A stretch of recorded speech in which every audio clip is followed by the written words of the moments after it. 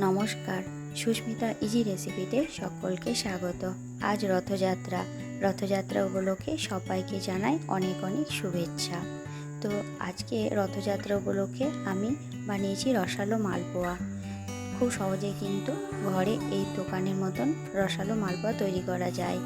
তো চলুন দেখে নিন আমি কিভাবে এই রসালো মালপোয়া তৈরি করেছি। প্রথমে আমি একটি পাত্র নিয়ে নিয়েছি, আর সেই পাত্রের মধ্যে এই বাটির মাপে 2 বাটি ময়দা নিয়ে নিয়েছি, আর নিয়ে নিয়েছি 1 বাটি সুজি। ওই বাটির মাপে 1 বাটি নিয়ে নিয়েছি আমি নারকেল কোড়া, একটু বেশি নিয়েছি নারকেল কোড়া, তাহলে বেশি ভালো লাগবে খেতে। আর নিয়ে নিয়েছি সামান্য একটু লবণ, মিষ্টিটা যাতে ব্যালেন্স হয়। আর নিয়ে নিয়েছি এখানে 2 চামচ মতন চিনি, আর নিয়ে নিয়েছি 3 চামচ মতন পাউডার দুধ। আপনারা খোয়াও দিতে পারেন, তো আমি এখানে পাউডার দুধই নিলাম। আর ব্যাটারটাকে ভালো করে মাখানোর জন্য আমি নিয়ে নিয়েছি এখানে 1 বাটি দুধটা কিন্তু আপনারা এই ব্যাটারটা করতে যতটা পরিমাণ দুধ লাগবে আপনারা ঠিক সেই পরিমাণ মতন দুধ দেবেন। তো আমি এখানে প্রথমে 3 বাটি মতন গরুর দুধ দিয়েছি। আপনারা জল দিয়েও ব্যাটারটা গুলতে পারেন। তো দুধের স্বাদটা একটু বেশি ভালো লাগবে, তাই এখানে আমি দুধটা দিয়েছি। তবে হ্যাঁ, পরবর্তীতে দরকার হলে আমি এর মধ্যে একটু জল দেব। তারপর ব্যাটারটাকে বেশ ভালো করে আমি ফেটিয়ে নেব। যতটা ভালো ফেটানো হবে মালপোয়াগুলো ঠিক ততটাই ফুলবে। তো দেখুন আমার আর একটু ঘন লাগছে, তাই এর মধ্যে আমি এবার একটু জল দিয়ে দেব। আপনারা পুরোটাই দুধে করতে পারেন, এবং সামান্য একটু জল দিয়ে দিলাম। তারপর আবারও বেশ ভালো করে ফেটিয়ে নিয়ে আমি এটাকে আধ ঘন্টা মতন রেস্টে রেখে দেব।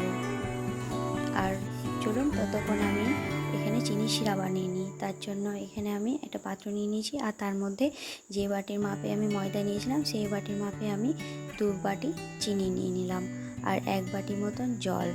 তারপর চিনি শিরাটাকে বেশ ভালো করে ফুটিয়ে নেব। তবে চিনি শিরাটা খুব ঘন হবে না, আবার পাতলাও হবে না। আর এখানে 2টো এলাচ আমি মুখটা ফাটিয়ে এর মধ্যে দিয়ে দিয়েছি।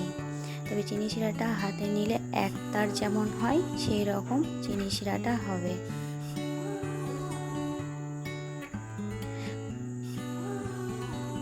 আমি হাতে নিয়ে দেখাচ্ছি চিনি শিরাটা দেখুন এই একতার এরকম হবে। এই অবস্থাতে আমি এবার চিনি শিরাটা হয়ে গিয়েছে, তাই গ্যাসের ফ্লেমটা অফ করে দেবো। তারপর আমি একটা সাইডে রেখে দেবো। এবার কড়াইয়ের মধ্যে আমি সাদা তেল নিয়ে নিয়েছি, আর যাতে মালপোয়ার স্বাদটা একটু বেশ ভালো লাগে তার জন্য এখানে 1 চামচ মতন আমি ঘি নিয়ে নিয়েছি।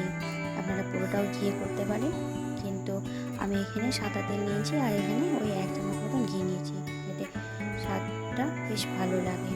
আর দেখুন ব্যাটারটা আমার সুজি দিয়েছি, যেহেতু সুজিটা ফুলে ব্যাটারটা বেশ ঘন হয়ে গিয়েছে, তাই এখানে আর একটু আমি জল দিয়ে দিলাম 1 হাতা মতন।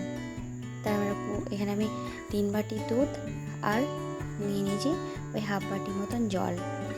তারপর আমার ব্যাটারটা হয়ে গিয়েছে। তারপর এই তেল গরম করে আমি হাতাতে করে এক হাতা করে এইভাবে আমি দিয়ে দেবো ছোটো ছোটো করে। আপনারা বড়ও করতে পারেন, আমি এরকম সাইজে মালপোয়াগুলো করেছি। দেখুন একটা মালপোয়া হয়ে গিয়েছে, কি সুন্দর ফুলেছে। আপনারা আর সাইডে আর একটা আমি দিয়ে দিলাম। তারপর খুন্তির সাহায্যে আমি তেলটাকে এরকমভাবে ওপরে দিয়ে দেবো, তাহলে খুব তাড়াতাড়ি আমার মালপোয়াগুলো ফুলে উঠবে। তো তারপর এইভাবে উল্টে পাল্টে লালচে করে ভেজে নেব। আর আঁচটা কিন্তু আপনারা মিডিয়ামে রাখবেন, না তো ভেতরটা কাঁচা হয়ে থাকবে। তো দেখুন আমার একটা মালপোয়া হয়ে গিয়েছে, আমি সেটাকে এবার তুলে নিয়ে আমি চিনি শিরার মধ্যে দিয়ে দেবো।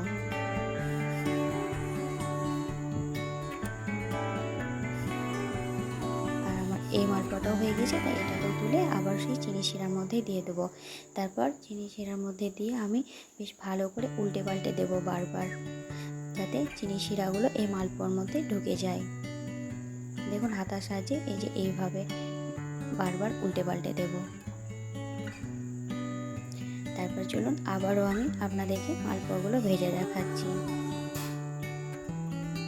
আবারও হাতটার সাহায্যে আমি এইভাবে দিয়ে দিলাম। তারপর খুন্তির সাহায্যে তেলটাকে আমি ওপরে ছড়িয়ে দিচ্ছি। দেখুন তাতে করে মালপোয়াগুলো খুব তাড়াতাড়ি ফুলে উঠছে। তো দেখুন এটারও আমার লালচে হয়ে গিয়েছে। এবার এই মালপোয়াটাকেও তুলে আমি চিনি শিরার মধ্যে দেবো, আর সাইডে আর একটাও দিলাম। আপনাদের যতটা জায়গা থাকবে আপনারা সেই অনুসারে দিতে পারেন। আমি দুটো দুটো করে ভাজি, আপনারা তিনটে তিনটে করলেও ভাজলেও পারেন, আবার একটা করে ভাজলেও হবে। আপনারা আপনাদের সুবিধার মতো ভাজবেন।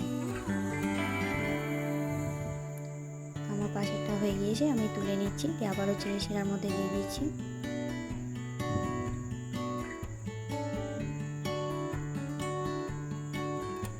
এইভাবে আপনারা খুব সহজেই কিন্তু ঘরে এই মালপোয়া তৈরি করতে পারবেন।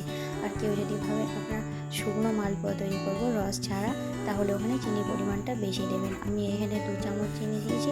আপনারা যদি 2 বাটি ময়দা দেন তাহলে ওখানে 1 বাটির একটু কম চিনি দেবেন, তাহলে আর রসের মালপোয়া হবে না, শুকনো মালপোয়া তৈরি করতে পারবেন। তো আমার আবারও একটা হয়ে গিয়েছে, এবার এটাও তুলে আমি চিনি শিরার মধ্যে দিয়ে দেবো। আর আগে যেগুলো আমি দিয়েছিলাম যে মালপোয়াগুলো, সেগুলো দেখুন রস ভালোভাবে ঢুকে গিয়েছে। এবার আমি প্লেটে আপনাদেরকে পরিবেশন করে দেখাচ্ছি। দেখুন কি সুন্দর হয়েছে। তারপর উপর থেকে আমি ড্রাই ফ্রুট ছড়িয়ে দেবো। এখানে কাজু আর পেস্তা আমি ছড়িয়ে দিয়েছি। তাই আমার এই রেসিপিটা আপনাদের কেমন লেগেছে অবশ্যই কমেন্ট করে জানাবেন। আর আপনারাও বাড়িতে এইভাবে তৈরি করবেন, দেখবেন খুব ভালো লাগে খেতে। আর আমার এই রেসিপিটা যদি আপনাদের ভালো লেগে থাকে, লাইক শেয়ার করে দেবেন, আর আমার চ্যানেলটিকে সাবস্ক্রাইব করে দেবেন। ধন্যবাদ।